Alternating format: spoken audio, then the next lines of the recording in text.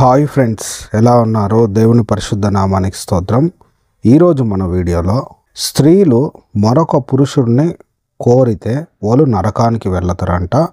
అయితే సంతానం కోసం అటువంటి పని కానీ చేసినట్లయితే అదేం తప్పు కాదంట. చూడండి, చూసేటప్పుడు మనస్మృతి మానవ సంహిత తాత్పర్యకర్త శ్రీ భాగవతుల సుబ్రహ్మణ్యం భాషా ప్రవీణ తెలుగు. దీని యొక్క ముద్రణ జనవరి 2024. దీని యొక్క పబ్లిషర్ నవరత్న బుక్ హౌస్. ఇక్కడ చూసేటప్పుడు 9వ అధ్యాయము పేజీ నంబర్ 330లో శ్లోకము, దాని యొక్క తాత్పర్యము: మరొక పురుషుణ్ణి కోరడం చేత స్త్రీ దూషితురాలవుతుంది, జన్మాంతరంలో నక్క జన్మ పొందుతున్నది, పాపాది రోగాల చేత పీడింపబడుతోంది. వెనుకటి అధ్యాయములలో ఈ విషయం ప్రస్తావించబడినప్పటికీ సంతతి నిమిత్తం ఇక్కడ ప్రయోజనదాయకమని తిరిగి చెప్పబడినవి. చూడండి, ఇక్కడ చూసేటప్పుడు స్త్రీ మరొక పురుషుణ్ణి కానీ పొందుకున్నట్లయితే దూషితురాలు అవుతుందంట.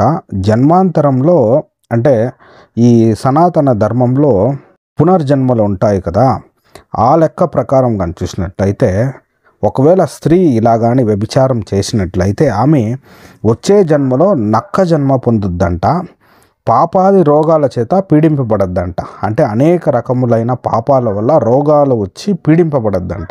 అయితే సంతానం కోసం ఇటువంటి పని చేస్తే దాంట్లో ఎటువంటి తప్పులు లేవంట, మోసాలు లేవంట, అది మంచిదేనంట, అది ప్రయోజనకరమంట.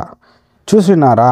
ఈ వీడియోలో చూసినట్లయితే చూడండి, స్త్రీల గురించి ఎలా మాట్లాడుతున్నారో.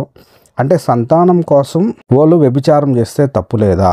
ఇది ఎంతవరకు సరి అయిన విషయం అయ్యింది, మీరే ఆలోచించండి. ఈ వీడియో చూస్తున్న ప్రియ వీక్షకులారా, హైందవ సహోదరి సహోదరులారా, మీరందరూ సత్యాన్ని తెలుసుకోవాలని ఇటువంటి వీడియోలు చేసి అప్లోడ్ చేస్తున్నాము. ఇటువంటి ఇంకా అనేక విషయాల గురించి మన వీడియోలో మనం డిస్కస్ చేద్దాము. ఈ వీడియో కానీ మీకు నచ్చినట్టయితే లైక్ చేయండి, షేర్ చేయండి. ఇటువంటి మరెన్నో వీడియోల కొరకు మా ఛానల్ని సబ్స్క్రైబ్ చేసుకోండి. దేవుడు మిమ్మల్ని ఎక్కువగా కాపాడునుగాక. ఆమేన్.